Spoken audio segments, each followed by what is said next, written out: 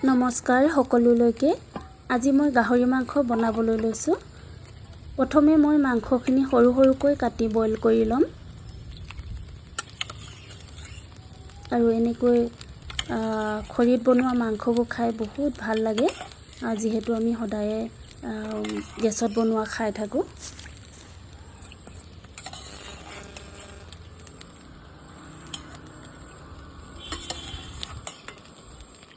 মাংসত আজি মই অন্য মছলা ব্যৱহাৰ নকৰোঁ, মাত্ৰ আদা, নহৰু আৰু ধনিয়া পাতহে দিম।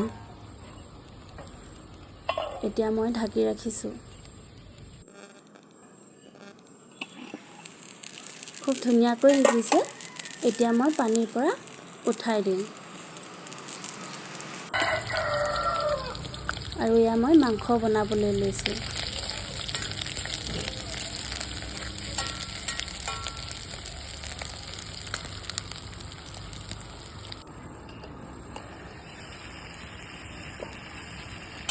খুব ধুনীয়াকৈ সিজিছে। এতিয়া অকণমান ধনিয়া পাত দিম আৰু আপোনালোকে মোৰ ভিডিঅ'টো চাই কেনেকুৱা পালে জনাব। এয়া মোৰ মাংস বনোৱা হ'ল।